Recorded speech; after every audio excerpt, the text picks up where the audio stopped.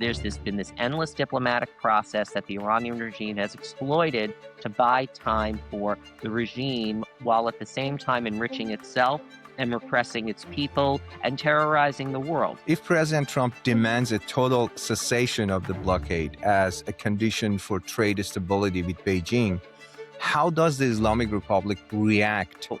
When you ask people who oppose the war, they'll say, I'm no fan of the Islamic Republic. I hate the regime, but this is not the way to handle it. Well, my question is, what is the way to handle it? What would you do? Any negotiations with Iran, regardless of the outcome, if there is an agreement, it guarantees the survival of this current system. China would never directly intervene militarily to defend the Islamic Republic of Iran. It's very sad to say that Iranian people, they have been, 47 years, they have been the silent victims of every policy failure. We have a very robust propaganda and information operation apparatus for the Islamic Republic. The media war is as important for them as the actual war. Can a regime whose identity is built on death to America ever actually accept a deal that ensures its survival? The Iranian regime is a shell of its former self in terms of its military programs and its nuclear program.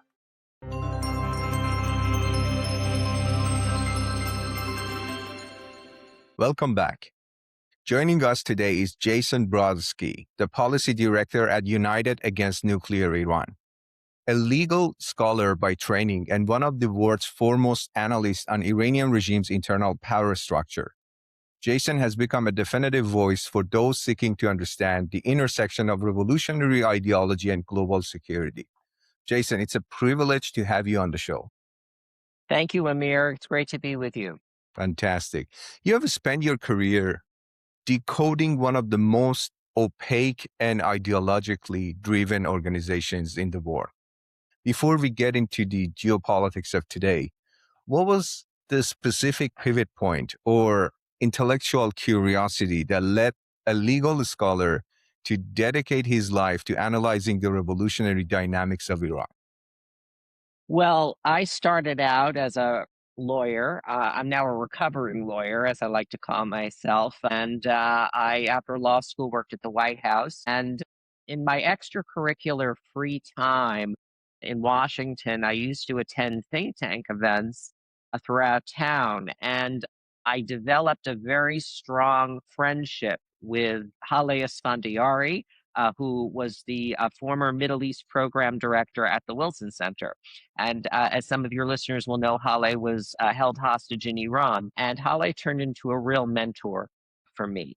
And she took me under her wing at the Wilson Center, and I became immersed in Iran. And the rest is history. And I've been working at United Against Nuclear Iran for around 10 years now. Yeah, I really appreciate sharing that. As we speak, President Trump is meeting with Xi Jinping in China. He has made it clear that Iran's current proposals are totally unacceptable. Given that China is the primary lifeline for Iranian oil, do you believe President Xi will finally view Tehran's regional instability as a net negative for Chinese energy security? Or is Iran too valuable a card for China to play against the West? Well, I think China has a very complicated relationship with the Islamic Republic. China historically has been a political supporter of the Islamic Republic and diplomatic fora. It has provided spare parts and components to fuel Iran's missile and drone program and other military programs. China has also provided an economic lifeline to the Islamic Republic in purchasing its oil exports in contravention of American sanctions. And there is an anti-West, anti-American ideological outlook that the Iranian regime shares with China. So there is a close partnership there. But China has other interests as well. China has very strong relationships with the Persian Gulf Arab states, particularly Saudi Arabia and United Arab Emirates and others as well. And so it has traditionally hedged and balanced its relationships between the Islamic Republic as well as those states. So I don't think you're going to see a situation where China goes all in for the Islamic Republic of Iran. I think a lot of people like to talk about that there's this axis of authoritarians, if you will. And China is very much part of that club, but it's not a true axis in the sense that China would never directly intervene militarily to defend the Islamic Republic of Iran. Now, there's no mutual defense expectation there formally. And so I think you'll see China provide discrete piecemeal assistance, as we've seen here. There has been some intelligence sharing as well during Operation Epic Fury. And so you're going to see China walk a careful balance in that dynamic. China also has an interest in the free flow and freedom of navigation as well. So that's how I would characterize Chinese Iranian relations. Right. Having said that, the blockade is obviously hurting everyone, including China. If President Trump demands a total cessation of the blockade as a condition for trade stability with Beijing, how does the Islamic Republic react, in your opinion, when their primary customer starts tightening the leash? Well, I think that's going to put a lot of pressure on the Islamic Republic of Iran if China really decides to put pressure and stop its oil imports from the Islamic Republic. That's providing a lifeline to Tehran economically. And if that happens, I think you may start to see a further softening of the Iranian diplomatic position in negotiations with the United States. I believe there has been already a softening in the Islamic Republic's position diplomatically, dating back to the beginning of the Trump administration and his authorization of Operation Midnight Hammer, which basically destroyed the Islamic Republic's nuclear enrichment program as we knew it. And that has resulted in a situation where what has been on the table has been a discussion of a suspension of Iran's nuclear enrichment program for a number of years. If we were speaking, Amir, in 2024, that would not even be on the topic of conversation. That was not even on the table. Iranian regime would not have even considered it. But the fact that that nuclear program specifically has been so badly damaged and eroded, uh, you know, it has made putting a years-long suspension on enrichment on the table, and that was not what was the original Joint Comprehensive Plan of Action that was inked during 2015 during the Obama administration that limited and capped enrichment to 3.67%. So that is a huge difference right now. And so I already believe there's been a softening, but it's going to take some more time and more pressure for that to bear fruit. Right. Talking about Iran's nuclear program, the conversation usually stops at high enriched uranium, but you often look deeper. If we see a resumption of kinetic action, what are the strategic targets left in Iran that would actually break the regime's back without triggering a full scale regional collapse? Well, I think the president does have several options. He can engage in or work with the Israelis to further degrade the Islamic Republic's leadership and do leadership decapitations, particularly those actors in Tehran who have been counseling and pushing for a hard line in these negotiations. I'm talking about the commander in chief of the Islamic Revolutionary Guard Corps, Ahmad Vahidi, and individuals like that. So that could be part of a U.S. military response as the president considers his next step given Iranian intransigence during the negotiations.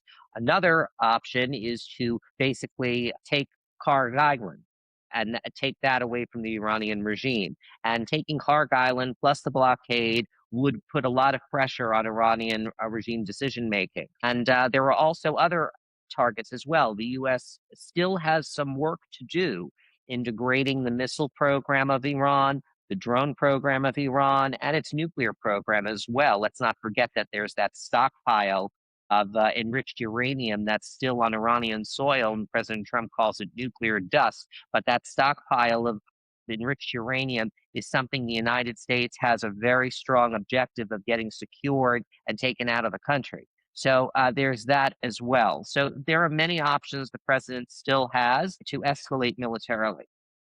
So, what do you think about the possibility of retaliation by IRGC? The Iranian regime does still have capacities and capabilities to threaten the region and U.S. interests. There's no doubt about that. But it's also true that the Iranian regime is a shell of its former self in terms of its military programs and its nuclear program. And let's not forget also its apparatus of terror has also been eroded because of a lot of the decapitations that the Israelis especially engaged in during Operation Epic Fury. It took out layers upon layers of management within the Iranian regime's intelligence ministry, within its Islamic Revolutionary Guard Corps, its Quds Force. So that has eroded temporarily, at least, its operational capabilities. But make no mistake, I know that some U.S. officials like to say that the Iranian regime has no navy. It still has the Islamic Revolutionary Guard Corps' navy, and that relies on asymmetric tactics, particularly with fast attack craft, to try to challenge a larger power like the United States. And so that is definitely still a threat, and the United States is going to have to factor that in with respect to any escalation on its part militarily as it moves forward. There is an argument, Jason, that any negotiations with Iran, regardless of the outcome, if there is an agreement, it guarantees the survival of this current system. What's your read on that? I think it's a very strong argument, unfortunately. I believe that enriching this regime will only allow it to rebuild its nuclear program, its missile program, its drone program, its architecture of terror, and let's not forget its repressive apparatus. Though the repressive apparatus of the Islamic Republic domestically, I'm talking about the Islamic Revolutionary Guard Corps Sarala headquarters and Basij units, that would they would be allowed to reap the benefits of a lot of those sanctions relief. And so the IRGC and the coercive power of the state will stand to gain with any deal. And that's because sanctions relief is on the table. You know, the reality is that the problem at the end of the day is the regime. It's always been the regime. And the nuclear program is a symptom of a much larger issue, and that is the regime itself. And that's why, I think it's really important to continue a pressure campaign to deprive the Iranian regime of this capability to do harm. You see what it's doing with the Strait of Hormuz now. Looking, could see what if it ever got a nuclear weapon. Look at the risks that that would entail. So I think that U.S. fears of Iran getting a nuclear weapon have been vindicated, even with its behavior at the Strait of Hormuz. Very well said. If you were advising US administration right now, how would you provide them solution for this rather than just negotiating, and making an agreement with this regime? Because deep down, we all know that it's ideology and tactically they may change from time to time, show some sort of so-called flexibility, but, so they never change. They don't. And I have been a proponent of managing the Iranian regime problem set, if you will, without an agreement. So arms control without an agreement. I think a lot of people speak about diplomacy with Iran in almost romantic terms, and as if that's a silver bullet solution. There are no risks entailed with diplomacy with Iran. A lot of times people only speak about risks with respect to military action. And of course, there are considerable very huge risks involved in military action against any country.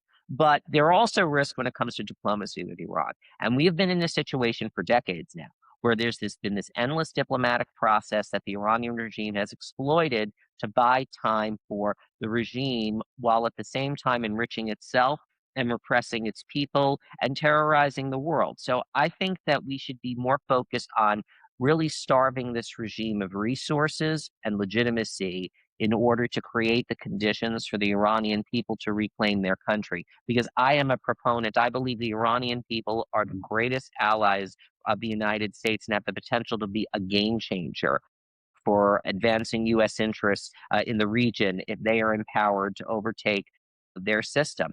That would be the best case scenario here for the United States. We are never going to be able to really durably solve the Iran issue unless this regime is gone. Absolutely. But at the same time, it's very sad to say that Iranian people, they have been 47 years, they have been the silent victims of every policy failure. And hopefully this time it will be finished once and for all. Jason, you've noted before that regime often confuses survival with victory. Do you think it's a propaganda by regime or just pure illusion? I think it's a little of both, if you will. I think that for the regime, surviving is victory. And unfortunately, I see a lot of Western commentators and even U.S. officials at times in Congress basically embracing the Islamic Republic's theory of victory, that it has survived. It is more powerful now. I don't know how you can make that argument given all of the losses that the Islamic Republic has suffered. And if we're looking at the elements of state power, the economy is in crisis. There's a crisis between state and society. There's diplomatic crises. The Islamic Republic has angered its neighbors and done generational damage to its relationships with the GCC states. You have a country that has a water crisis, an energy crisis. The list goes on. So the fact that people are saying the Islamic Republic has the ability to come out stronger after this, that sounds like regime propaganda to me. And I think it's unfortunate, and we have to be careful in the way I think we express our views, because that is seen as, by the regime as really advancing its arguments. The regime relies on, it's been always a keen judge of U.S. resolve, and it has doubted that the U.S. has the real resolve to hold it accountable and to dismantle this regime. And so I think that we have a lot of these defeatist arguments that we see in the press right now. I call there's a group of people who are permanently deterred, defeated, deflated, dejected, and almost differential to the Islamic Republic of Iran. And they act like it's this, it has all of this capacity to survive, that there's this endless talent pool of people, that this regime will survive in perpetuity. I don't think, we have to be more cautious and humble in these kinds of predictions, and acting like that actually, I fear, risks furthering regime propaganda. And so I hear people make arguments all the time in the media about how the U.S. has had strategic failure in Iran. This only started in February, on February 28th, 2026. It's now May. I don't know how you can make that argument right now without being premature. This story is far from over. So let's pump the brakes a little bit on these hyperbolic takes.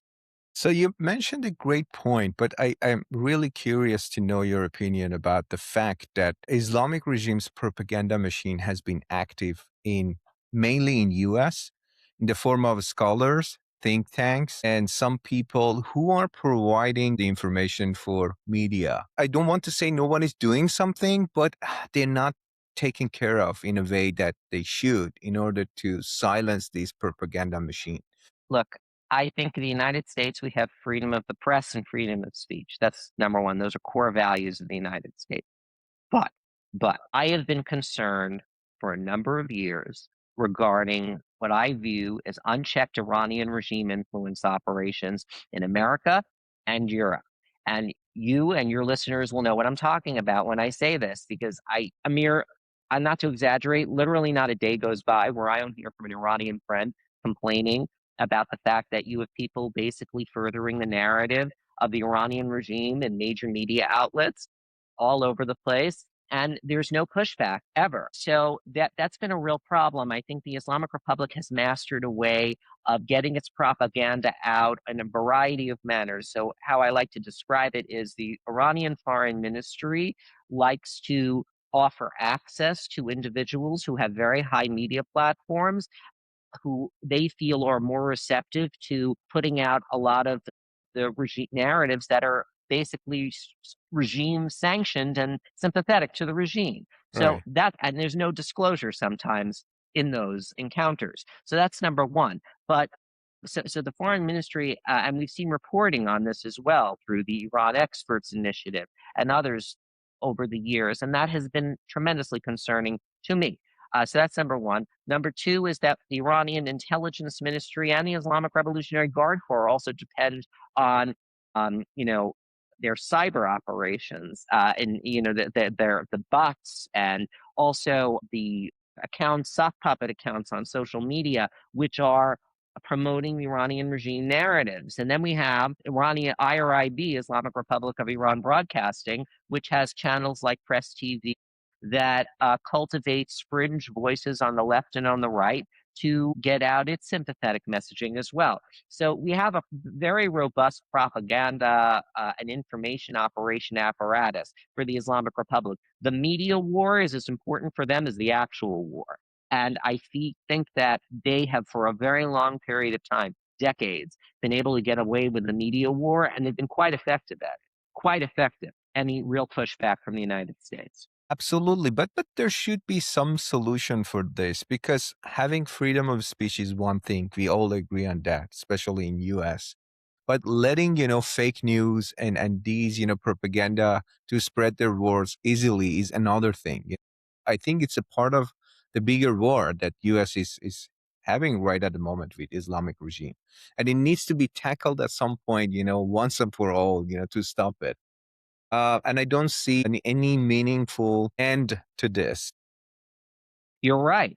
I think that let me give you an example. There's been this series of videos that are based on Legos and created with artificial intelligence that's been formed by Explosive Media. This is the entity in Iran that's put out these videos, and they're meant to be very compelling to the youth of America and those who may be disillusioned with U.S. policy. But I haven't really seen a U.S. response to those videos. And I think that that's really important in countering the information and the media war. So I'd like to see more proactive efforts on that part. Appreciate that. So, following on President Trump's statement that the chance of ceasefire is standing is 1% or maybe less, if the U.S. moves to ensure that the strait remains open by force, what are the unseen complications in your opinion? Well, I think that there's the risk of the Islamic Republic attacking and retaliating against Gulf energy infrastructure, power infrastructure as well. There have been sabotage attempts that you've seen in the press around the Gulf. There's also the risk of terrorism that has been managed by U.S. allies and partners, but it is a very real risk. So these are all definite risks here, and I think that the U.S. is going to have to address that in their planning it should there be an escalation here. But I don't think President Trump is caught or stuck, or I think that there's just a lot of this defeatist rhetoric out there making the Islamic Republic out to be an 800-pound gorilla when it's not. And never count out the United States. Those are all risks here with respect to this kind of. So, talking about those risks, do you think the fear of Iranian direct hits force GCC countries into a permanent state of neutrality, or they will take more active role? I don't think we can talk about the GCC as a collective bloc in the sense that they all have the same foreign policy and outlook towards Iran. The reality is they don't. I would say the most hawkish member of the GCC right now with respect to Iran is probably United Arab Emirates. And that's because they have had the brunt of missile and drone attacks even more than Israel. They have suffered from the Iranian regime. And so that's really striking if you think about it. This is a country, the United Arab Emirates, which was a champion of diplomacy with Iran prior to Operation Epic Fury. They were all about de-escalation. But now there's been a sea change. You're looking at I'm seeing the way Emirati officials are speaking about the Islamic Republic of Iran, and it is biting, it is direct, and there is real anger there. So when I said that there's done generational damage to some of their ties with GCC countries, this is one example. Then you have Saudi Arabia and Bahrain, who have also been the recipients of attacks. Kuwait has been the recipients of attacks, but there have been reports that Saudi Arabia and the UAE have engaged in retaliatory strikes against Iran. So you have those countries. Also have at the same time states like Qatar and Oman, which have traditionally been diplomatic pressure valves with Tehran. Qatar has been quite good to the Islamic Republic over the years. It has been there for them at many sensitive occasions when it's needed to reduce pressure on the system. So has Oman. But guess what? The Islamic Republic still engaged in missile and drone attacks against Qatar and Oman, and that's how they repaid the favor over years. So I think that there has been the trust there has been really eroded to a very bad degree for the Islamic Republic. So to answer your question, it's going to depend on the country you're talking about. I don't think we can talk about the GCC collectively. All of them have different kinds of relations with Iran. Yeah, very, very important point that you mentioned. Absolutely. We often talk about Iran as a state, but you emphasize it is a revolutionary, ideological revolutionary state. Can a regime whose identity is built on death to America ever actually accept a deal that ensures its survival? Or is the conflict existential by definition? Look, I believe the Islamic Republic has been at war with the United States since 1979. The characterizations here that President Trump started a war, this is a war of choice, that's just wrong. These are political arguments that are very convenient for those making them. But Iran, the Islamic Republic, I should say, has been taking Americans hostage since 1979, has been killing Americans, has been engaging in transnational threats against Americans, has been killed our American service members throughout the region for years. And you know, when you ask people who oppose the war, they'll say, I'm no fan of the Islamic Republic. I hate the regime, but this is not the way to handle it. Well, my question is, well, what is the way to handle it? What would you do? How would you handle a government that refuses to negotiate over its missile program, refuses to negotiate over its support for terrorism? How would you handle this issue, this problem set without military action to protect the United States? Sanctions are critical, and I'm a huge proponent of sanctions, but that's not solely sanctions are not going to get the job done. It deprives the regime of revenue and resources necessary, but not sufficient. You need a military capacity and a military component to any successful pressure campaign of the Islamic Republic. And I think what President Trump has done has held the regime accountable for decades of terror. You had a situation where the regime could attack everyone, everything, but the regime itself could never be attacked. And that was a situation that multiple US presidents were the authors of.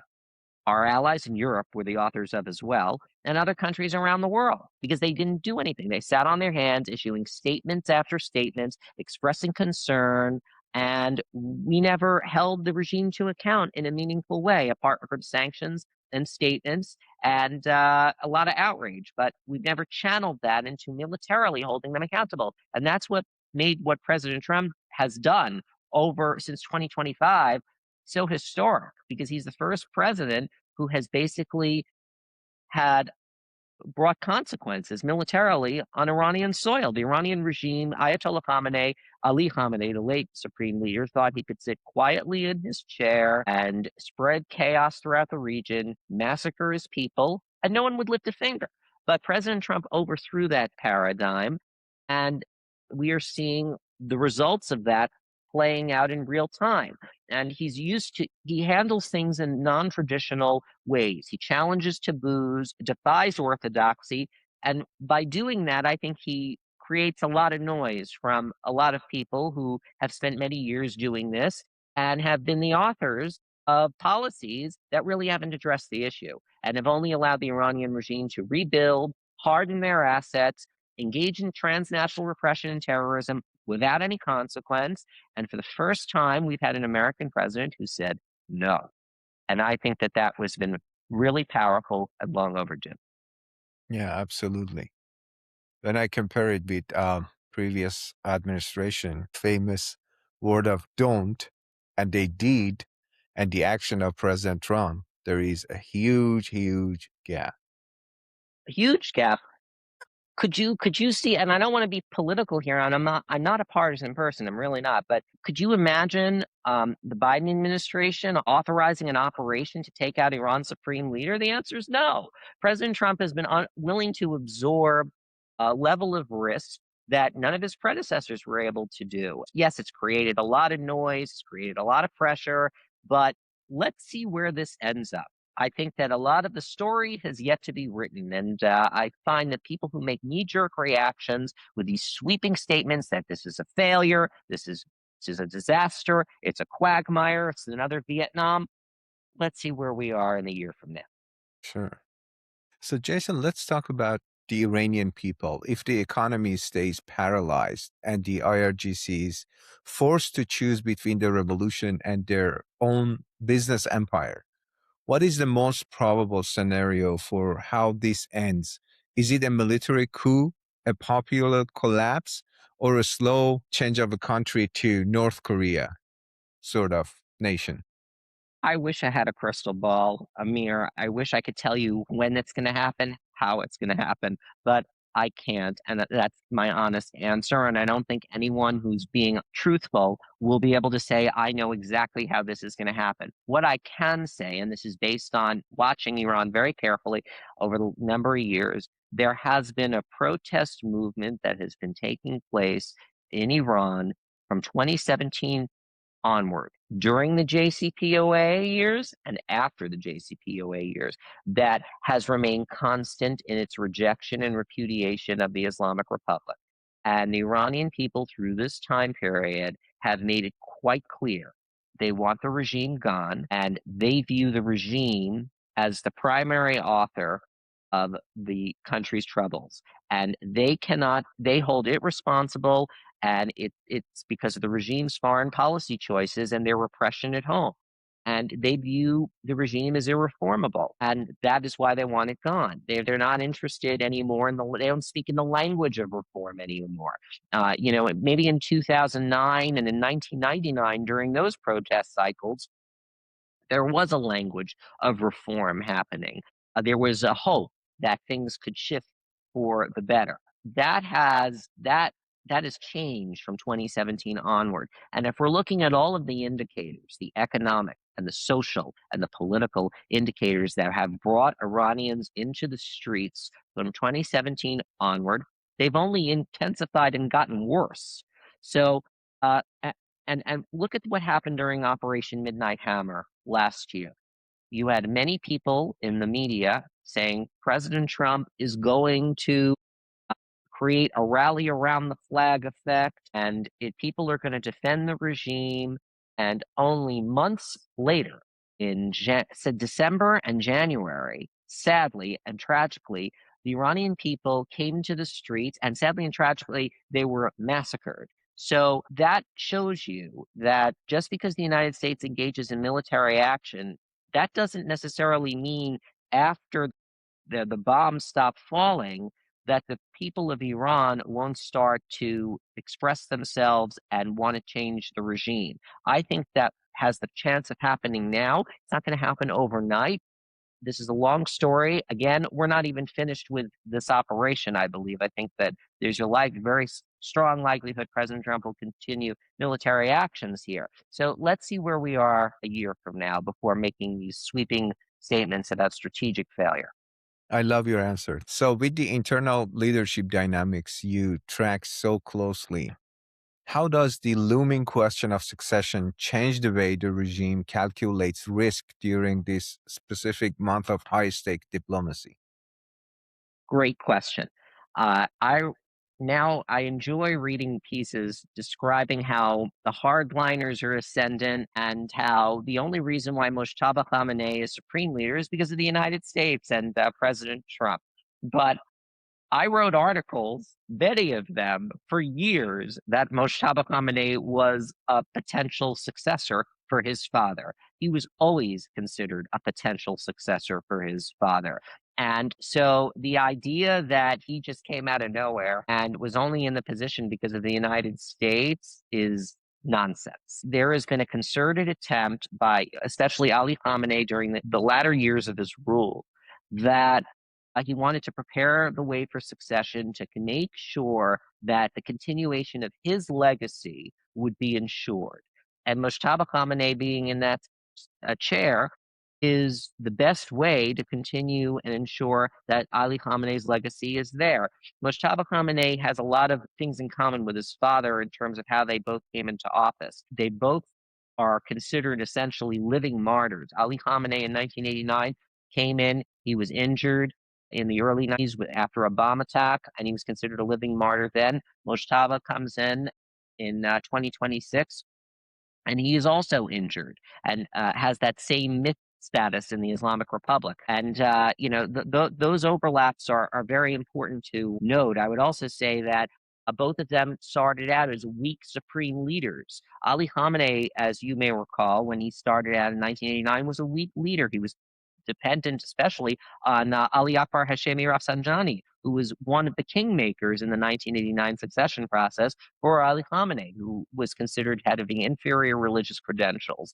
And it took Ali Khamenei years to consolidate and centralize his authority. And I think that that's a very strong likelihood of what's going to happen with Mojtaba Khamenei, assuming he makes public appearances and gets out of the bunker and proves that he's alive and kicking. And one difference though is that there is from there right now the balance of power between the office of the supreme leader and the IRGC has changed slightly.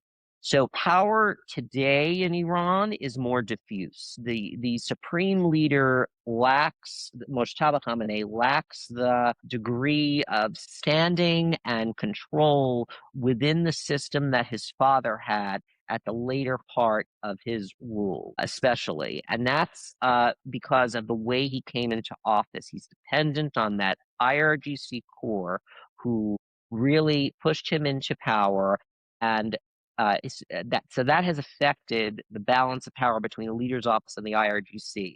But if Mojtaba starts becoming more visible publicly, I think, and over time, you may see a situation where he starts dominating the guards as opposed to the other way around now, which is how the situation is perceived in the West, that he's basically a rubber stamp. And so it's going to take a long time for him to assert his authority.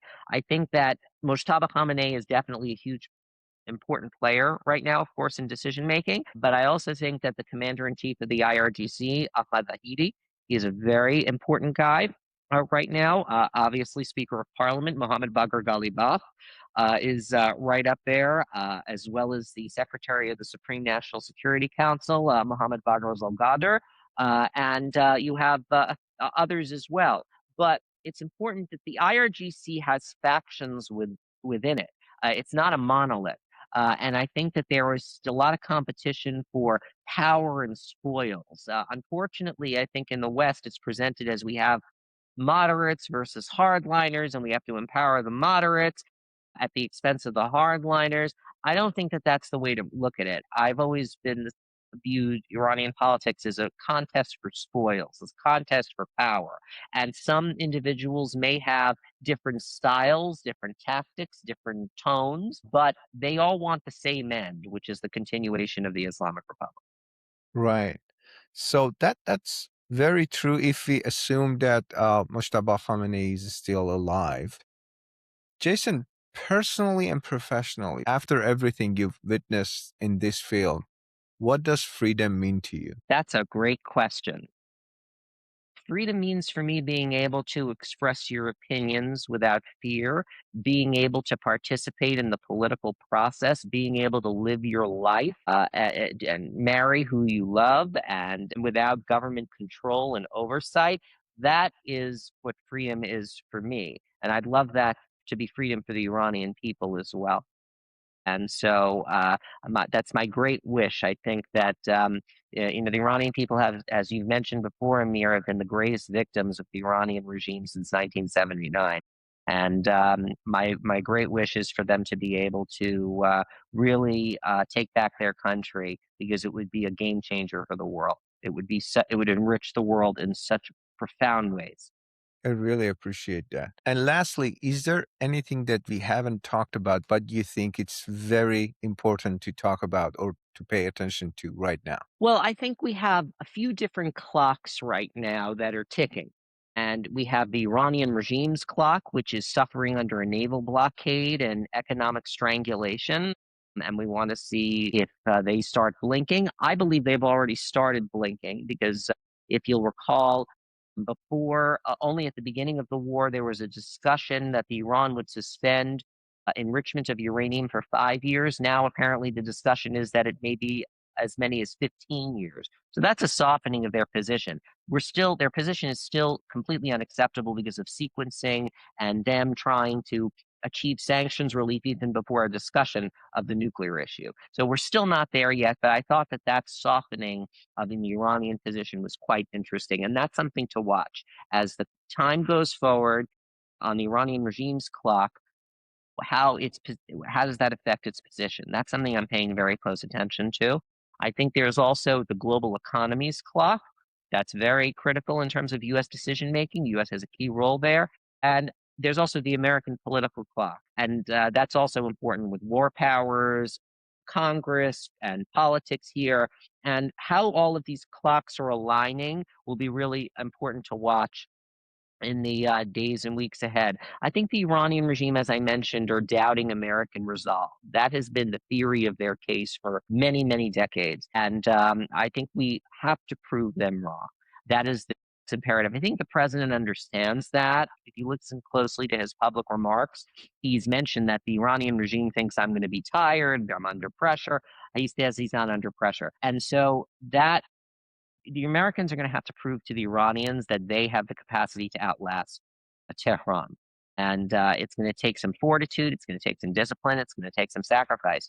But I believe that we have to do it because the Iranian regime is a clear and present danger to this country and our interests around the world. Jason, thank you for bringing such sharp clarity and insight to our podcast. Thank you. It's great to join you, Amir. Thank you.